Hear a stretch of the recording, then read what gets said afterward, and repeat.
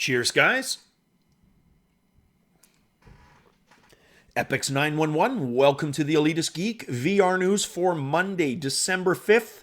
This is Oculus Touch launch week. Let's jump right into VR, guys. Start with a bit of a preamble. Thank you to all of you who steered me in the direction of the Touch pre-order on bestbuy.ca, which is, of course, the Canadian wing of Best Buy. That was awesome. It allowed me to cancel my Oculus order and get in on a Best Buy pre-order that's going to arrive this week, which is freaking fantastic. Literally, guys, 6 pre-order slots were left when I saw your responses about checking with Best Buy. So I'm glad I read them when I did. I got in on that, and canceling the Oculus pre-order was actually a snap.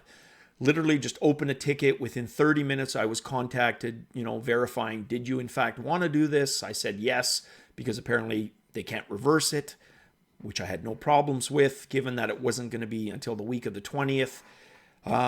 So yeah, within 30 minutes, my Oculus order was canceled, and I'm in on a Best Buy pre-order for this week. So between the 7th and the 9th, either way, in time for Game and Friday, which is going to be amazing.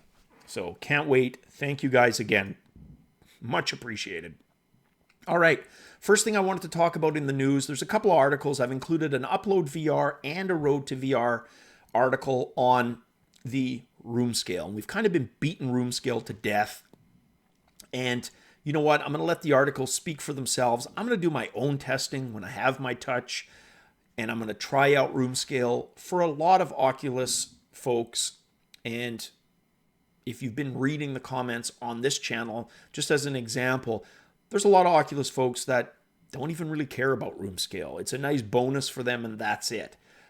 For those like me, it's more than a bonus. It's a must-have. I love Roomscale.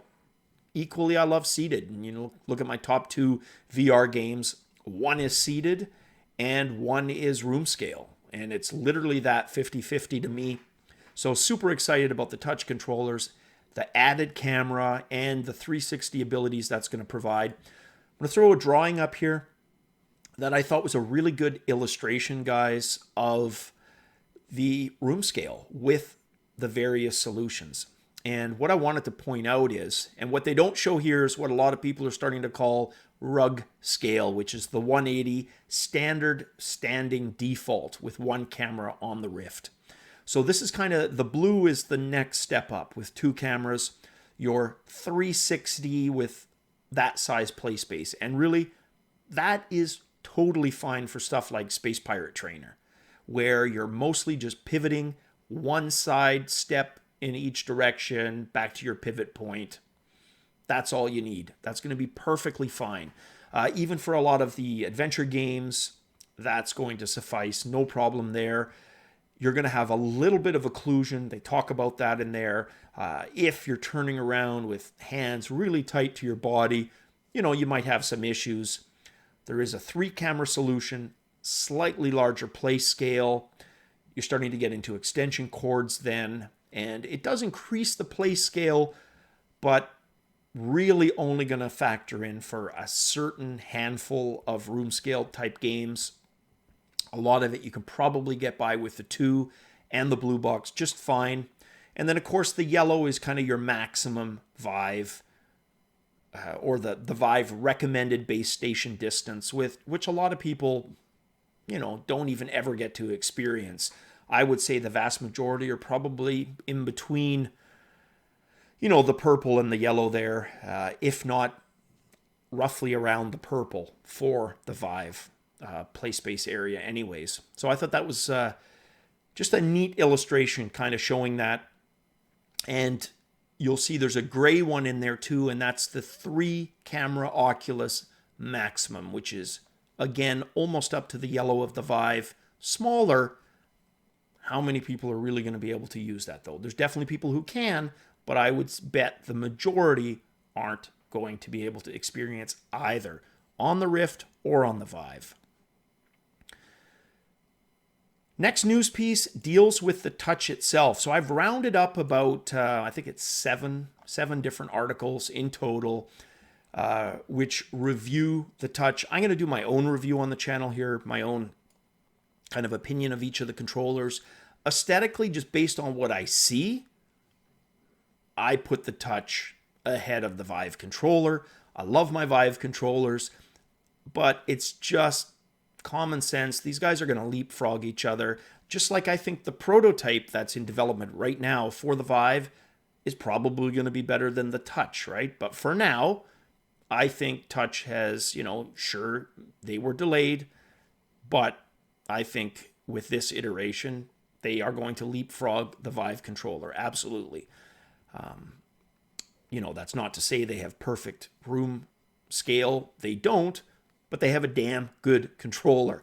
And the reviews basically show that. You can look at any of the review. I just randomly picked some. You can look at the IGN, 9 out of 10, Wired, 9 out of 10, The Verge, 8.5 out of 10, Shack News, 2 thumbs up. I wasn't able to, when I looked today at work, able to find harshly negative reviews. They were all fairly positive. Nothing that was even 50%. I would have considered that super low. And honestly, I'd probably be a little suspicious if it was that low, because I fully expected it to be 7 to 10 anyways on the scale.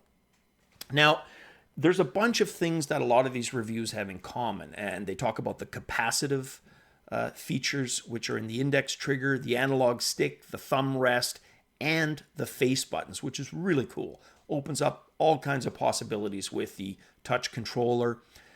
They talk about the 2 cameras that you still get obscured on occasion, which we know, occlusion. If you hold in really tight, it's going to happen. That's just common sense. And that the play space is smaller, but again, I maintain not probably going to be an issue for the majority of people. Issues that did come up in Steam VR, because of course this opens up Steam VR when you've got a Rift and now the Touch controllers to a lot of those Steam VR games. Now there's some wonky stuff that happens. Mapping the boundary of the chaperone system. Reviewers had issues with that. Navigating certain Steam VR menus were problematic.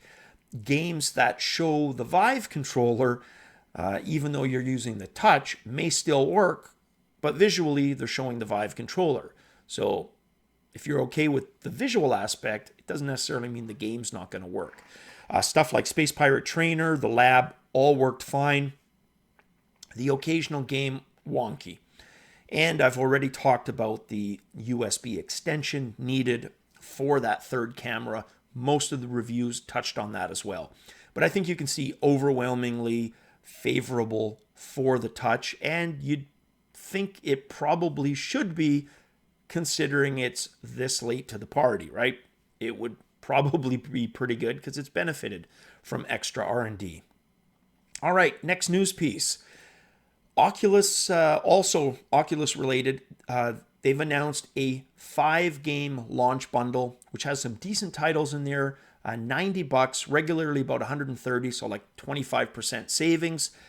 Games in the bundle include I Expect You to Die, which is a science fiction puzzler game, getting good reviews. The Climb, which the article itself points out is probably the oldest in the bunch. That's The Climb from Crytek, but still good-looking game. Fun if you like climbing. And apparently really good with the Touch if you like climbing. Super Hot, which is a VR version of a fairly unique first-person shooter game. Space Pirate Trainer, which most of us on the Vive can already attest is pretty damn good. And King Spray Graffiti, which is arguably the weakest in the bundle. It's an urban spray paint program where you're literally tagging walls. And, based on most reviews that I've read on it, you have to really like that to enjoy that game. But other than that, not a bad bundle. Next up, Moto Z, or Moto Z if you pronounce your Zs like that, may be the first phone to support both Daydream and Tango. Now, I've covered Tango before on here, so we don't need to dig too deep into that again, but it offers some tracking benefits for mobility. The problem has been overheating. It's probably going to be an issue for the Moto Z as well to do both Daydream and Tango. but does point to, the future where that is something that's gonna happen. I mean, we're still dealing with first gen wires, which are going to give way to wireless. It's just a matter of time. And likewise, a first gen mobility without positional tracking, which in the future is going to include positional tracking. It's inevitable. Again, just a matter of time. So very cool that the Moto Z, and unusual from Motorola, has both features. Just unfortunately not very practical to use both currently. Next up, bit of a misleading title. This kind of got me excited when I was researching it. Backup virtual reality data with VRBackupper. Can't say I like the name, but gotta say it is a little bit misleading, because when I read that, I thought, wow, a program specifically designed to back up Unity VR code? No.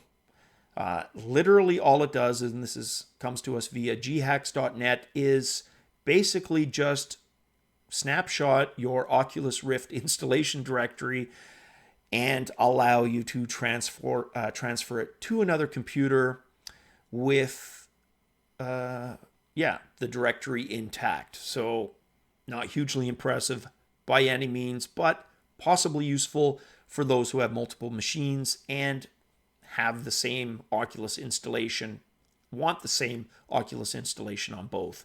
And this last one I just throw in just for some giggles. It's just a perfect example, I thought, about how misleading graphs can be. And I was going to put a very famous graph up on there, but this one's almost as good for showing, how easily you can skew numbers and make numbers misleading. So what it shows there, if you look at this graph, the 84% there is Google Cardboard. Now, first, you could probably come up with a good argument to say Google Cardboard is not in the league of mobility solutions like Gear VR and Daydream. Then you could come up with an argument and probably say, look, most of that 84% isn't sales, it's free giveaways, because no VR solution has been given away as much for free as Google Daydream has. So, misleading when you're looking at it in terms of sales. Again, you could make the argument it doesn't even belong on the graph if you're comparing, like mobility against like, VR tracking systems like PlayStation Vive and the Rift. If you didn't, the numbers would look much different. For example, stack Gear and Daydream together, and mobility suddenly accounts plus a decent share of the sales of Google Cardboard even, and you're looking at about 60%, right? So suddenly the numbers look very different, 60 versus 40%.